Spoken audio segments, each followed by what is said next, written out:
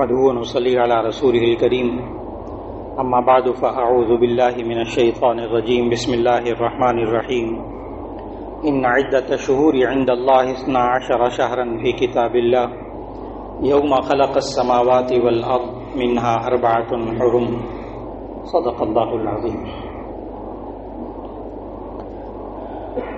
الحمدللہ یہ محرم الحرام ہجری سال کا پہلا مہینہ ہے اور 1444 ہجری کا آغاز ہو گیا الحمدللہ. یعنی آج سے 1444 سال پہلے نبی صلی اللہ علیہ وسلم نے ہجرت فرمائی تھی اور نبی صلی اللہ علیہ وسلم جب دنیا میں تشریف لائے تو اللہ تعالیٰ نے ان پر قرآن مجید نازل کیا، نبوت عطا کی، اور اس قرآن مجید کے اندر اللہ تعالیٰ نے سورہ توبہ کی آیت نمبر 36 جو ابھی اللہ نے تلاوت کی توفیق عطا فرمائی، اس میں اللہ تعالیٰ نے فرمایا کہ ان عدت الشہور عند اللہ 12 شہرا، کہ بے شک اللہ کے نزدیک مہینوں کی گنتی 12 مہینے ہیں. ان عدت الشہور عند اللہ 12 شہرا، کہ اللہ کے نزدیک مہینوں کی جو گنتی ہے وہ 12 مہینے ہیں. فی کتاب اللہ، اللہ کی کتاب میں یعنی لوح محفوظ. یوم خلق السماوات والارض، جس دن کہ اللہ نے آسمانوں اور زمین کو پیدا کیا. یعنی یہ کیلنڈر جو ہے یہ اللہ نے انسان کے پیدا ہونے سے پہلے بنا دیا. یہ کیلنڈر انسان کی ایجاد نہیں ہے. یہ 12 مہینوں کے اوقات کی تقسیم یہ اللہ کی تقسیم ہے، یہ اللہ کا نظام ہے، اور اس نے اس نظام کو سمجھنے کے لیے، اس نظام پر زندگی گزارنے کے لیے اس کے مطابق 2 چیزیں بنائیں، ایک سورج اور ایک چاند.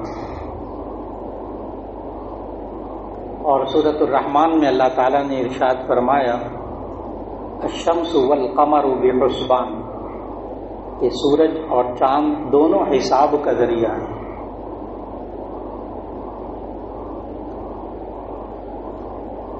اب جو ہجری سال ہوتا ہے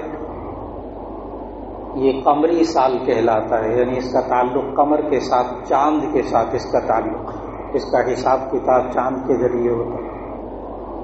اور یہ جو جنوری فروری عیسوی سال ہوتا ہے اس کا تعلق شمس، سورج کے ساتھ ہوتا ہے، اس لیے اس کو شمسی سال کہتے ہیں.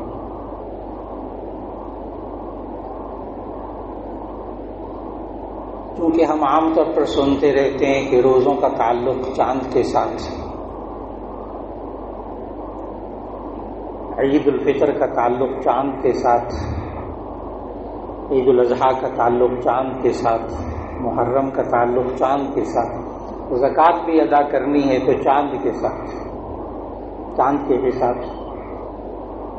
تو بہت سے حضرات سوال کرتے ہیں کہ جی جب اللہ نے قرآن میں کہا الشمس والقمر بحسبان، کہ سورج اور چاند دونوں حساب کا ذریعہ ہیں، تو پھر یہ چاند کے ساتھ سارا حساب کیوں کرتے ہیں، سورج کے ساتھ کیوں نہیں کرتے؟ سورج اور چاند دونوں حساب کا ذریعہ ہیں. تو اس کا جواب بہت اچھی طرح ذہن میں رکھنا چاہیے کہ سورج اور چاند دونوں کا خالق اللہ ہے، اور دونوں سے حساب و کتاب کرنے کا ذریعہ بنانا یہ اللہ نے خود قرآن مجید میں کہا. اور دونوں سالوں کے 12 مہینے بنانا یہ بھی اللہ کا نظام ہے. لیکن اس وقت کے لوگ بھی نبی صلی اللہ علیہ وسلم سے پوچھا کرتے تھے یہ چاندوں کا حساب کیوں کرتے ہیں، ہر پہلی کے چاند کو دیکھنے کی فکر کیوں کرتے ہیں؟ سورہ بقرہ میں یہ سوال موجود ہے اس وقت کے لوگوں کا یسألونک عن الأہلہ قل ہی مواقیت للناس والحج، یہ لوگ آپ سے ہلال کے بارے میں پوچھتے ہیں، چاند کے بارے میں. قل فیہما مواقیت للناس، آپ کہہ دیجئے کہ اس میں چاندوں کے اندر لوگوں کے لیے وقت مقررہ ہے. والحج، اور حج کا تعلق بھی چاند کے ساتھ. تو جن عبادات کا تعلق اللہ نے چاند کے ساتھ رکھا، رمضان کے بارے میں بھی ہمیں قرآن میں یہی حکم دیا، شہر رمضان الذی انزل فیہ القرآن ھدی للناس، اور کہا فمن شہد منکم الشہر فلیصم، جو کوئی تم میں سے اس رمضان کے چاند کا مشاہدہ کرے تو وہ روزہ رکھ لے. تو اللہ تعالیٰ نے روزے کا تعلق بھی چاند کے ساتھ رکھا، لیکن اس میں وہ الشمس والقمر بحسبان والا جو سوال ہے کہ جی سورج اور چاند دونوں حساب کا ذریعہ ہیں، تو صرف چاند سے حساب کیوں کیا جاتا ہے عبادات کا؟ تو اس کے لیے جواب ذہن میں رکھنا چاہیے کہ اللہ تعالیٰ نے کچھ عبادات کا تعلق تو سورج کے ساتھ رکھا ہے، کچھ عبادات کا تعلق چاند کے ساتھ حساب رکھا ہے. سورج کے ساتھ بھی اللہ نے عبادات کا حساب کتاب رکھا ہے. چاند کا تو ہمیں سمجھ میں آ گیا، رمضان بھی، روزہ بھی چاند سے، افطار بھی چاند سے، اور آگے عید الفطر بھی چاند سے، عید الاضحیٰ بھی، حج بھی، زکوٰۃ بھی، سب چاند کے حساب سے. لیکن ایک فرض عبادت ایسی ہے کہ جس کے اوقات کا حساب اللہ نے صرف اور صرف سورج کے ساتھ رکھا. اللہ خالق ہے، چنانچہ نمازوں کے اوقات کا آپ مطالعہ فرمائیں گے تو 5 نمازوں کے اوقات کا تعلق سورج کے ساتھ. فجر کا وقت شروع ہوگا جب صبح صادق طلوع ہو جائے. اب صبح صادق کیا ہوتی ہے کہ جب سورج مشرق میں نیچے، ابھی 18 ڈگری نیچے ہوتا ہے زمین کی سطح سے، جو ہمیں زمین کی سطح دکھائی دیتی ہے اس سے 18 ڈگری نیچے ہوتا ہے، تو اس وقت جو سورج کی روشنی نظر آتی ہے اسے صبح صادق کہتے ہیں.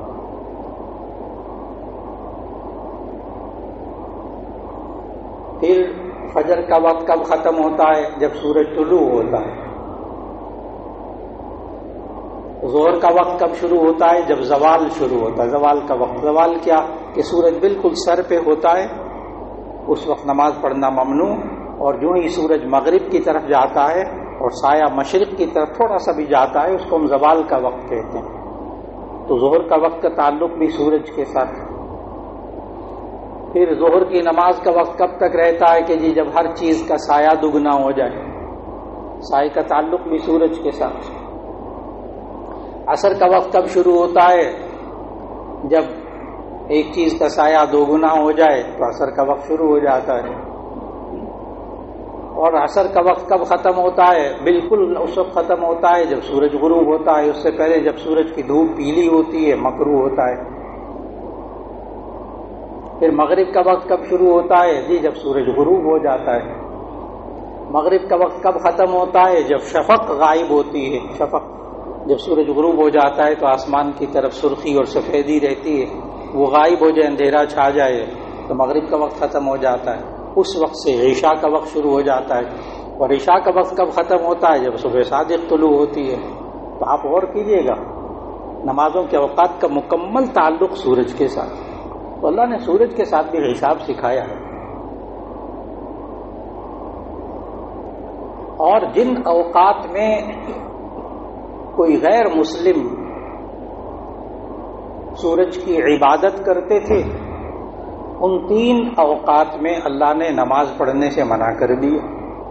وہ بھی اللہ نے ہمیں سورج کے ساتھ سکھایا کہ دیکھو یہ جو مجوسی ہوتے ہیں، آتش پرست اور سورج کی پوجا کرنے والے، جسے ہم آج کل آریہ مذہب کہتے ہیں، تو یہ لوگ سورج طلوع ہوتے وقت سورج کو سجدہ کرتے ہیں، زوال کے وقت سجدہ کرتے ہیں، غروب کے وقت سجدہ کرتے ہیں.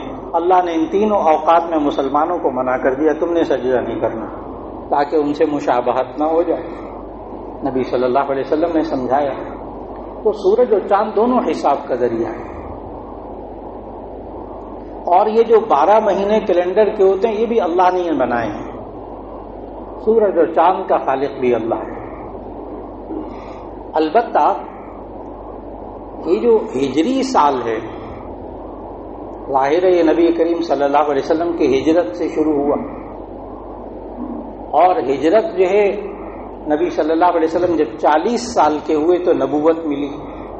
آپ حضرات سیرت میں پڑھتے ہیں 40 سال کی عمر میں نبوت ملی، اور پھر 13 سال مکے میں رہے، 40 اور 13 53 53، تو 53 سال کی عمر میں نبی صلی اللہ علیہ وسلم نے ہجرت کی۔ اس کے بعد سے کیلنڈر شروع ہوا ہجری۔ تو بہت سے حضرات یہ جب سیرت کا مطالعہ کرتے ہیں تو وہ کہتے ہیں کہ اچھا ٹھیک ہے ہجری کیلنڈر ٹھیک ہے، لیکن نبی صلی اللہ علیہ وسلم جب پیدا ہوئے تو اس وقت آپ ہجری تاریخ کیا بتائیں گے؟ اس وقت ہجری کیلنڈر تھا ہی نہیں، ہجرت نہیں ہوئی تھی، تو بہت الجھن ہوتی بس اوقات سیرت پڑھتے ہوئے۔ تو یاد رکھ لیجئے گا جب نبی صلی اللہ علیہ وسلم تشریف لائے اس وقت یہ عیسوی کیلنڈر موجود تھا، جو آج کل 2022 چل رہا ہے، یہ والا کیلنڈر نبی صلی اللہ علیہ وسلم کے پیدائش کے وقت موجود تھا۔ اس وقت یہ کیلنڈر چلتا تھا، یہ شمسی کیلنڈر تھا۔ اس وقت قمری کیلنڈر بھی، چاند کے حساب سے بھی کیلنڈر چلتے تھے۔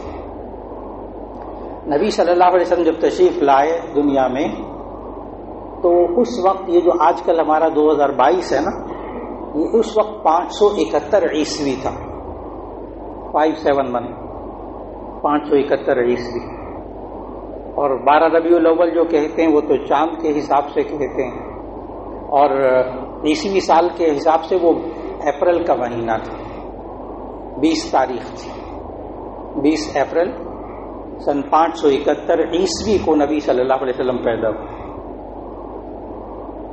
اور نبی صلی اللہ علیہ وسلم کی پیدائش کے وقت جو کیلنڈر اس وقت چلتے تھے، ہم لوگ تو 2 کیلنڈروں سے گھبرا جاتے ہیں، ایک ربیع الاول وغیرہ کا قمری کیلنڈر اور ایک عیسوی کیلنڈر۔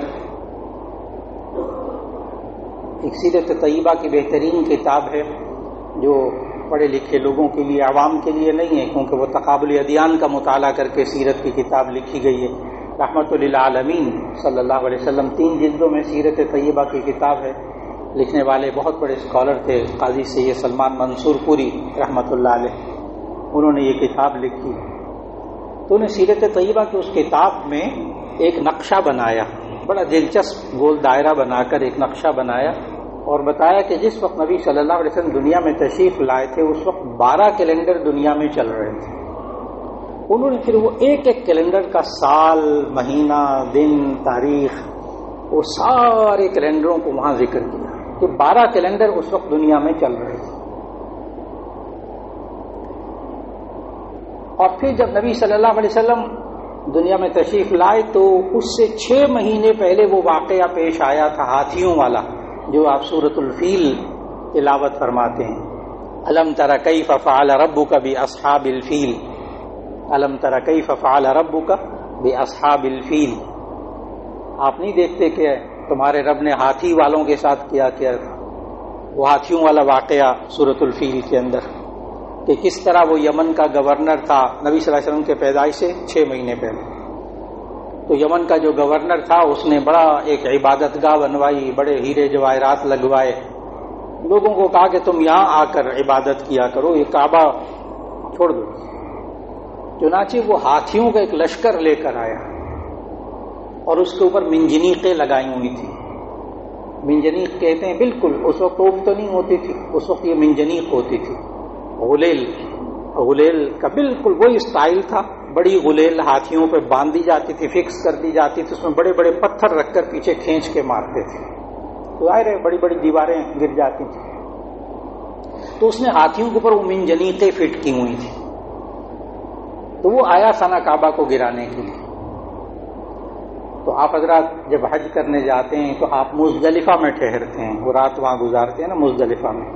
تو مزدلفہ کے میدان کے بالکل پیچھے 7 وادی محصر ہے، وادی محصر، یہ وہ جگہ جہاں حاجیوں کو کہتے ہیں بالکل نہ جاؤ، کیونکہ یہاں ہاتھی والوں پر عذاب نازل ہوا تھا۔ تو وادی محصر تک جب پہنچا تو اللہ تعالیٰ نے فَأَرْسَلَ عَلَيْهِمْ، آگے سورۃ الفیل، فَأَرْسَلَ عَلَيْهِمْ طَيْرًا أَبَابِيلَ، ترمیہم بحجارۃ من سجیل فجعلہم کعصف مأکول. تو اللہ تعالیٰ نے پرندوں کو بھیجا، ابابیل کو، چھوٹے چھوٹے پرندے، اور ان کے پاس چونچے باریک باریک پتھر، اور وہ اللہ نے برسائے اور ان ہاتھیوں کو کھائے، کعصف مأکول، کھائے ہوئے بھوسے کی طرح کر دیا، توڑی کی طرح کر کے رکھ دیا.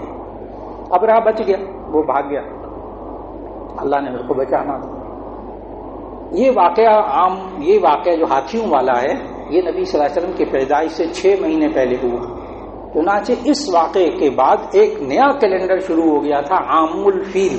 وہ آج تک چلا آ رہا ہے تاریخ میں، عام الفیل، ہاتھیوں والا سال. اب جو سیرت نگار ہیں نا، وہ وہاں لکھتے ہیں نبی صلی اللہ علیہ وسلم عام الفیل کے پہلے سال پیدا ہوئے. اس وقت وہ چاند کے حساب سے چلتا تھا. یہ میں اس سوال کا جواب دے رہا ہوں کہ ہجرت سے پہلے جو سیرت نگار سیرت لکھتے ہیں تو وہ کون سا کیلنڈر بیان کرتے تھے؟ ایک عیسوی کیلنڈر بیان کرتے تھے اور یہ کہ عام الفیل بیان کرتے تھے. اور اب تاریخ کو آپ ذہن میں رکھیے گا، جب کیلنڈر کی ہم تاریخ پڑھتے ہیں کہ سیرت نگار جب نبی صلی اللہ علیہ وسلم پیدا ہوئے نا، تو اس کو ذرا غور سے پڑھیے گا کہ کون سا سن لکھتے ہیں. کہ نبی صلی اللہ علیہ وسلم کی پیدائش مبارک سے ایک نیا کیلنڈر شروع ہو گیا تھا، سن ولادت نبوی. سن ولادت نبوی میں ایک ہوا، پھر سن 2 میں یہ ہوا، سن 3 میں یہ ہوا، اور سن 4 میں حضرت حلیمہ کے ہاں سے واپس آئے، اور سن 5 میں یہ ہوا. وہ سن ولادت نبوی ایک نیا کیلنڈر شروع ہوا. یہ کیلنڈر مسلمانوں میں 40 سال چلتا رہا، نبی صلی اللہ علیہ وسلم کے 40 سال چلتا رہا. پھر اس کے بعد جب 40 سال کی عمر میں نبی صلی اللہ علیہ وسلم کو نبوت ملی، تو اس وقت یہ ایک اور نیا کیلنڈر شروع ہو گیا، وہ تھا سن نبوی، نبوت ملنے کا سال. یہ پھر ہجرت تک چلتا رہا 13 سال.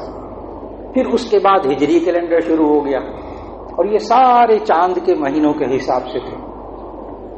حضرت عمر رضی اللہ تعالیٰ عنہ کے دور خلافت تک یہ سارے کیلنڈر چلتے رہے، سن ولادت نبوی، سن نبوی، ہجری کیلنڈر، عام الفیل. تو حساب کتاب لوگوں کا عیسوی کیلنڈر، یہ سارے کیلنڈر چلتے تھے. اب حضرت عمر رضی اللہ تعالیٰ عنہ کے دور خلافت میں خوب ممالک میں فتح ہو گئی تھی ماشاءاللہ. 10 لاکھ مربع میل پہ حکومت کر رہے تھے اس وقت حضرت عمر رضی اللہ تعالیٰ عنہ. اس وقت مشورہ ہوا کہ اب ہمیں امت مسلمہ کے لیے ایک کیلنڈر طے کر لینا چاہیے. یہ حضرت عمر رضی اللہ تعالیٰ عنہ کے دور میں ہوا. تو تمام صحابہ نے، اس وقت کبار صحابہ موجود تھے، تو انہوں نے مشورہ دیا. ان میں سے حضرت علی کرم اللہ وجہہ نے یہ مشورہ دیا کہ آپ ہجری کیلنڈر کو شروع کریں، اور جب نبی صلی اللہ علیہ وسلم کی ہجرت ہوئی اس وقت سے کیلنڈر شروع کریں. حضرت عمر رضی اللہ تعالیٰ نے حضرت علی رضی اللہ تعالیٰ عنہ کا یہ مشورہ مان لیا اور ہجرت سے ایک کیلنڈر شروع کیا. پھر اس وقت مختلف کیلنڈروں کے اندر مختلف مہینے تھے، پہلا کو دوسرا تیسرا الگ الگ تھے. حضرت عثمان غنی رضی اللہ تعالیٰ عنہ نے یہ مشورہ دیا کہ محرم سے کیلنڈر کو شروع کریں، محرم پہلا مہینہ ہونا چاہیے. یہ ہے وہ ہجری کیلنڈر جو آج تک پھر چلا آ رہا ہے. اور دور فاروقی میں حضرت عمر رضی اللہ تعالیٰ عنہ کے دور میں یہ کیلنڈر بنا اور آج تک چلا آ رہا ہے. اور پھر عیسوی کیلنڈر رکھیں وہ بھی جائز ہے. عیسوی کو غیر اسلامی کہنا یہ بھی کوئی اسلامی تعلیمات میں نہیں ہے کہ عیسوی کیلنڈر غیر اسلامی نہیں. اور جو ہجری کو اسلامی کہتے ہیں وہ اس لیے کہ اسلامی احکام کا تعلق اس سے، ورنہ شمس والقمر بحسبان، چاند اور سورج دونوں حساب کا ذریعہ ہے. وہ عیسیٰ علیہ السلام سے شروع ہوا، یہ نبی صلی اللہ علیہ وسلم کی ہجرت سے شروع ہوا. ہم چونکہ نبی صلی اللہ علیہ وسلم کو ماننے والے اس لیے یہاں سے ہم ہجری کیلنڈر کا اعتبار کرتے ہیں. ہمیں مشکل لگتا ہے یہ ہجری کیلنڈر قمری چاند کے حساب سے ہمیں مشکل لگتا ہے کیونکہ عادت نہیں. اور آپ جب کیلنڈروں کی تاریخ اور اس کو کیلنڈر کو بنانے اور اس کے شمسی سال اور قمری سال کے حساب کا آپ غور سے دیکھیں گے تو سب سے آسان قمری سال ہے.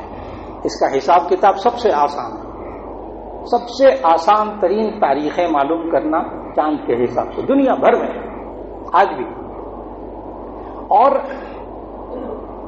یہ کیلنڈر جو بنایا جاتا ہے، اب یہ کہا جاتا ہے کہ جی اگر جنوری فروری کے حساب سے روزے ہوتے ہیں، میں پہلے سے پتا ہوتا روزہ کب شروع ہونا ہے. لیکن اللہ کا نظام جنوری فروری یہ عیسوی سال کے مہینے، ان میں موسم فکس ہے، گرمی کے موسم گرمی کے، سردی کے موسم سردی، اور رمضان میں اللہ نے روزے فرض کیے. یہ رمضان کبھی سردیوں میں آتا ہے، کبھی گرمیوں میں آتا ہے.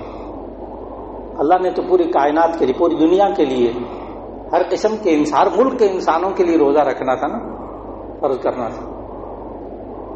حیرت ہے کہ اگر یہ سردی میں روزے رکھے جاتے نا، دسمبر جنوری میں اللہ فکس کر دیتا، تو آپ کو حیرت ہوگی کہ اب اس وقت ہمارے ہاں گرمی ہے، اور ٹھیک اس وقت آپ کے عزیز و اقارب اگر آسٹریلیا میں رہتے ہوں تو ان سے پوچھیں، وہاں اس وقت سردی ہے.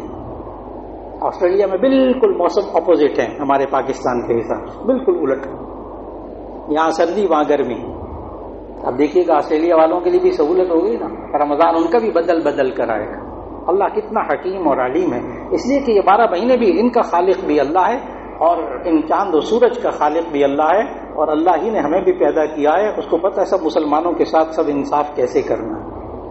اللہ کی حکمتیں ہیں. انسان کی سوچ وہاں جا کے بس ہو جاتی ہے، جہاں اللہ کا علم جہاں تک پہنچتا ہے وہاں انسان کا علم نہیں پہنچ پاتا. پھر اس کے ساتھ ساتھ ہمیں کوشش کرنی چاہیے اپنی زندگی کے اندر کہ ہجری کیلنڈر سے اپنے بچوں کو واقف کرائیں، جس لیے میں عرض کر رہا تھا، اپنے بچوں کو واقف کرائیں، بچیوں کو واقف کرائیں. اس وقت میں پاکستان کے، خاص طور پر لاہور کے ایسے ڈاکٹر حضرات کو جانتا ہوں، ایسے سرجن حضرات ہیں جو آج کل اپنے نسخوں میں اپنے ہاتھ سے پہلے ہجری تاریخ لکھتے ہیں نسخے کے اوپر، پھر اس کے نیچے عیسوی تاریخ لکھتے ہیں. ڈاکٹر حضرات، فزیشین حضرات کو جانتا ہوں جو اس وقت نیچے، اور کہتے ہیں صرف ہمارا مقصد صرف اتنا ہوتا ہے تاکہ مسلمانوں کو یاد رہے کہ آج تاریخ کون سی ہے، چاند کی تاریخ کون سی ہے جو ہمارے ساتھ کیلنڈر وابستہ ہے. اور اس میں اللہ تعالیٰ نے اس وقت یہ جو محرم کا مہینہ اور اس کا کہ 4 مہینے اللہ نے حرمت والے بنائے. یہ بھی اسی سورہ توبہ کی آیت نمبر 36 کے اندر، سورہ توبہ آیت نمبر 36 کے اندر اللہ تعالیٰ نے یہ بھی بتایا کہ 4 مہینے حرمت والے. یسألونک عن الشہر الحرام، یہ لوگ آپ سے پوچھتے ہیں کہ حرمت والے مہینے کیا ہوتے ہیں. قل قتال فیہ کبیر، آپ کہہ دیجئے کہ اس میں جنگ کرنا حرام ہے، اس لیے ان کو حرمت والے مہینے کہتے تھے.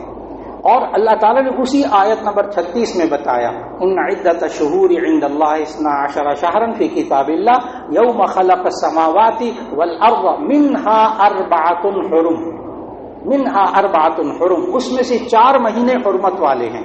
ایک رجب، یہ بھی ہمیں اپنے بچوں کو ضرور بتانا چاہیے حرمت والے مہینے کون سے ہوتے ہیں. نئی نسل کو بتانا پڑے گا آج کہ ایک رجب کا مہینہ اور 3 مہینے لگاتار، رجب کا مہینہ ذرا ہٹ کر، اور 3 مہینے لگاتار، ذی قعدہ، ذی الحج، محرم.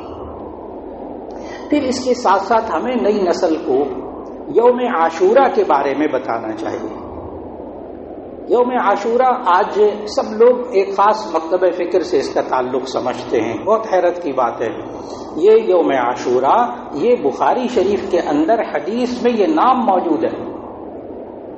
بخاری شریف کے اندر نبی صلی اللہ علیہ وسلم نے بولا یوم عاشورہ، صوموا یوم عاشورہ احتسب علی اللہ ان یکفر السنۃ التي قبلہ، تم عاشورہ کا روزہ رکھا کرو، اللہ تعالیٰ اس کے بدلے میں تمہارے پچھلے سارے گناہوں کا کفارہ کر دے گا سال بھر.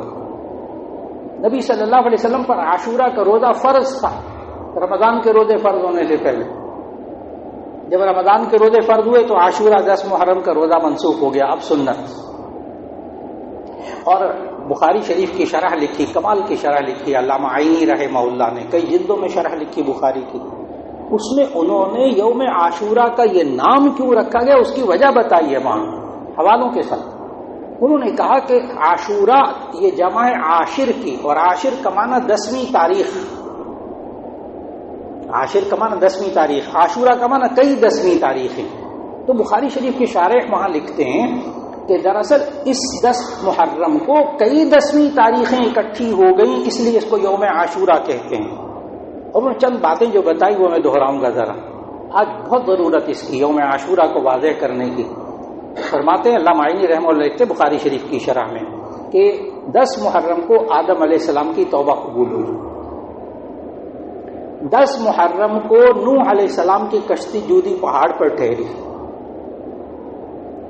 10 محرم کو موسیٰ علیہ السلام کو فرعون سے نجات ملی، اور یہود آج بھی 10 محرم کو روزہ رکھتے ہیں، یوم عاشور کا روزہ یہودی آج بھی رکھتے ہیں، نبی صلی اللہ علیہ وسلم کے زمانے میں بھی رکھتے تھے۔ تو نبی صلی اللہ علیہ وسلم نے پوچھا کہ آپ لوگ کیوں رکھتے ہو یہ 10 محرم کا روزہ؟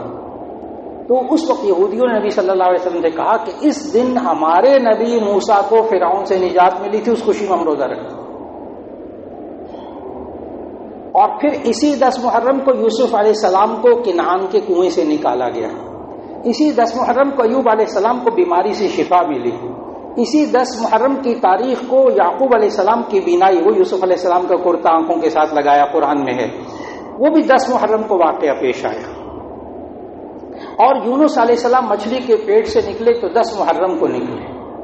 آگے نبی صلی اللہ علیہ وسلم نے فرمایا کہ 10 محرم کو ہی قیامت قائم ہوگی۔ اب سوچئے گا، یہ 10 واقعات لکھے ہیں علامہ عینی رحمہ اللہ نے یوم عاشورہ کے بارے میں، کس کو یوم عاشورہ کیوں کہتے ہیں؟ اب یوم عاشورہ درست کہ اسلامی تاریخ کا ایک بہت اہم واقعہ پیش آیا، حضرت حسین رضی اللہ تعالیٰ عنہ کی شہادت کا واقعہ پیش آیا 10 محرم کو، لیکن یہ واقعہ تو سن 61 ہجری، اب دیکھیں سارا کیلنڈر میں نے بتایا، یہ واقعہ سن 61 ہجری 10 محرم کو پیش آیا، اور نبی صلی اللہ علیہ وسلم کا وصال ہو گیا سن 11 ہجری کو۔ نبی صلی اللہ علیہ وسلم کا وصال ہوا سن 11 ہجری ربیع الاول، 12 ربیع الاول سن 11 ہجری کو یہ وصال ہوا، اور یہ واقعہ پیش آ رہا ہے سن 61 ہجری میں 10 محرم کو۔